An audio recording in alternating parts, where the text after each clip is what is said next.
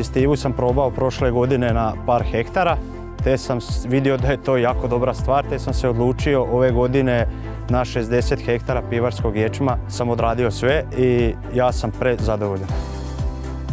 Sjeme tretirano sa Sistivom se pokazalo jako dobro, s time da nije bilo bolesti, bilo je zdravo od samog početka. Ječam je bio jako zdrav, čak možda ga nisam ni morao prskati. Ove godine je recimo jedan savršena godina za pokazati sve benefite te Sistive, jer od ranih jesenskih dana je bila prisutna infekcija. Međutim, evo, to je kod nas izostalo i sa jednim, znači fungicidnim tretmanom smo završili godinu, zaštitili smo zastavicu i smatram da je Sistiva i više nego vrijedna investicija za svaki usjev. BASF. We create chemistry.